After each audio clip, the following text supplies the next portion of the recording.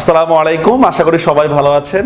প্রথমে আপনাদের কাছে ক্ষমা চেয়ে নিচ্ছি, এই ভিডিওটি দেখি কোনো ভুল কিছু বুঝবেন না। আমি কি মেসেজ দিতে চাচ্ছি এবং কি বোঝাচ্ছি সেটা একটু বোঝার চেষ্টা করবেন। হয়তো এটি আপনাদের কাজে লাগবে, কারণ এই কথাগুলো আপনাদের সাথে সবাই শেয়ার করবে না। বর্তমানে চলতেছে হচ্ছে ভার্সিটি অ্যাডমিশনের সময়। আমরা বিভিন্ন ভার্সিটিতে এক্সাম দিচ্ছি, মোটামুটি অনেকে আছে যে ইউনিটে এক্সাম দিচ্ছি সেই ইউনিটে কিন্তু চান্স পাচ্ছি।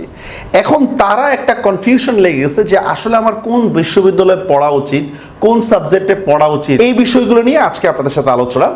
প্রথমত বলে রাখি, যেগুলা ইঞ্জিনিয়ারিং ইউনিভার্সিটি, মেডিকেল কলেজ, তারপর হচ্ছে ঢাকা বিশ্ববিদ্যালয়ের হচ্ছে প্রথম দিকের সাবজেক্টগুলো, কিংবা অন্যান্য ভার্সিটির প্রথম দিকের সাবজেক্টগুলো, এই বিষয়গুলো নিয়ে হচ্ছে আমার এই ভিডিওটি না। মানে প্রথমে তিনটা ক্রাইটেরিয়া, যে আসলে আপনি কি পড়বেন একটা বিষয়, 2 নম্বর হচ্ছে যে আপনার সুযোগ সুবিধা কতটুকু, 3 নম্বর হচ্ছে আপনার আসলে ভবিষ্যৎ ইচ্ছাটা কি।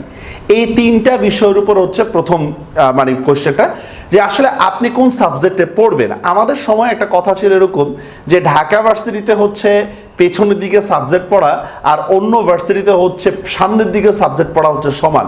এইগুলো সম্পূর্ণ ভুয়া কথা। সাবজেক্ট একটা বিশাল ফ্যাক্ট।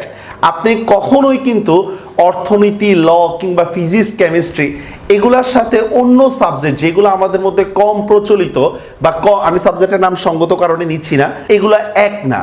সুতরাং আপনি ঢাকা ভার্সিটিতে পেছনের দিকে সাবজেক্ট পাবেন, আর রাজশাহী ভার্সিটি কিংবা চট্টগ্রাম বা কিংবা জাহাঙ্গীরনগরের প্রথম দিকে সাবজেক্ট পাবেন, আপনি দুইটাকে এক করে ফেলবেন, আপনার জন্য না। তবে হ্যাঁ, যদি আপনার বিশেষ ইচ্ছাই থাকে যে আমি ঢাকা ভার্সিটিতে পড়বো, তাহলে সেটা ভিন্ন কথা। দ্বিতীয় কথা হচ্ছে কোন ইউনিভার্সিটি কি সুযোগ সুবিধা রয়েছে। শুনেন, বাংলাদেশি ইঞ্জিনিয়ারিং ক্ষেত্রে আপনারা যদি দেখেন যে একটা স্টিলের কোনো অ্যাড দিতে গেলে, রডের অ্যাড দিতে গেলে দেখবেন একটা কথা, বুয়েট স্বীকৃত। আচ্ছা, চুয়েট কি নাই, তার রুয়েট কি নাই?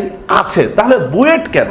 কারণ বুয়েট হচ্ছে সবচেয়ে পুরনো, যার ফলে হচ্ছে বুয়েটের টিচাররা যখন কোনো একটা রিক্রুটমেন্টে যায় বা সেখানে তারা হচ্ছে বুয়েটের স্টুডেন্টদেরকেই প্রেফার করবে, এটাই স্বাভাবিক।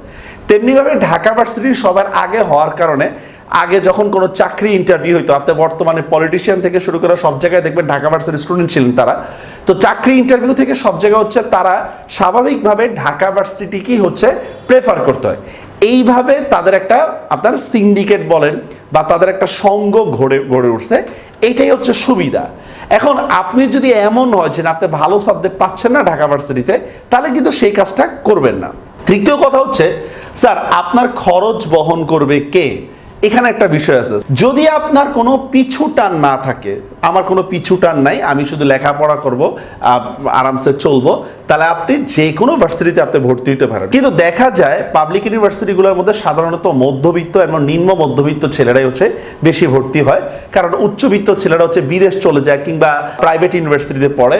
এখন আপনার জন্য যদি আপনার খরচটা বিয়ার করতে হয়, আবার অনেকে আছে যে শুধু নিজের খরচই না, সে হচ্ছে ফ্যামিলির খরচও বিয়ার করতে হবে, তাহলে অবশ্যই আমি বলবো আপনি ঢাকার ভিতরে থাকেন। আমি ঢাকা ভার্সিটির কথা বলি নাই, আমি বলছি আপনি ঢাকার ভিতরে থাকেন। কারণ আপনি যদি চিটাগাং ভর্তি হন, এটা শহর থেকে অনেক দূরে তুলনামূলক, মানে টিউশনিও ঠিকমতো পাওয়া যায় না।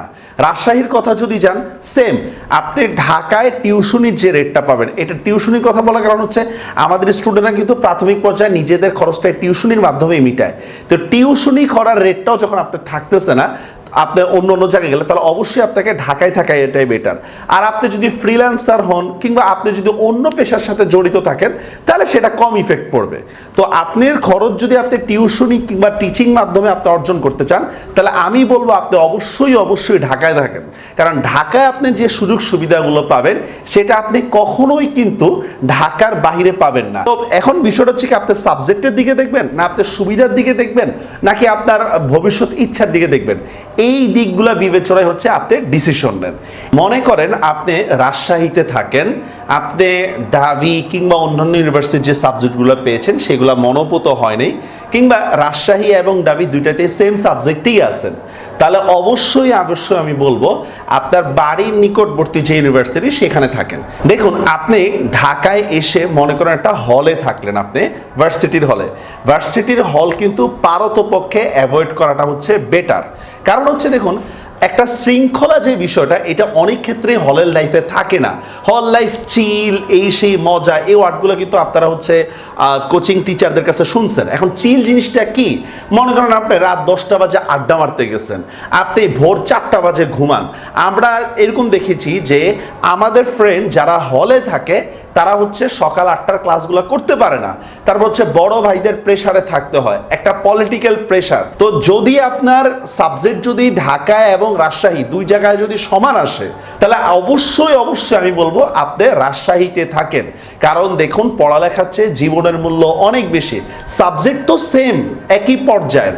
আপনি যদি আপনার বাড়ির পাশাপাশি থাকেন, তাহলে ওইখানে দেখা যাচ্ছে আপনার হলের খরচ লাগতেছে না, আপনি প্রয়োজনে বাড়িতে আত্মীয় স্বজনের সম্পর্ক রাখতে পারতেছেন, বাড়ির কাছাকাছি থাকলে আপনি অন্য কোনো কাজে নিয়োজিত হইতে পারতেছেন, মানে আপনার একটা আলাদা একটা পাওয়ার থাকে। হ্যাঁ, এই জন্য আমি বলবো হচ্ছে নিকটবর্তী থাকেন।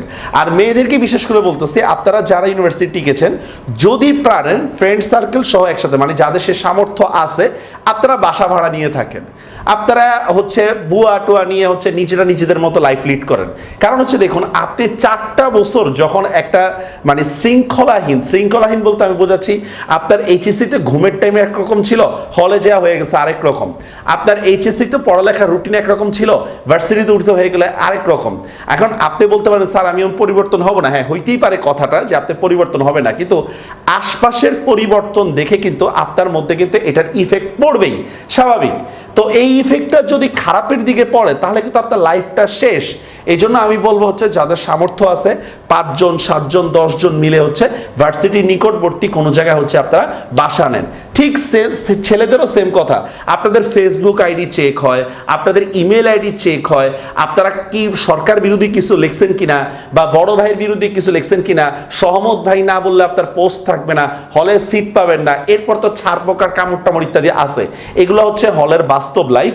আমি আপনাদেরকে একটা ভিডিও লিঙ্ক দিব যেখানে হলের কিছু জিনিস তুলে ধরা হয়েছে। তো যদি আপনার বাসা নিকটবর্তী হয়, তাহলে আমি বলবো অবশ্যই কিন্তু আপনি রাজশাহী সাইডেই থাকেন, চট্টগ্রামের সাইডেই থাকেন। ঢাকা শহর কিন্তু খুব সহজ বিষয় না।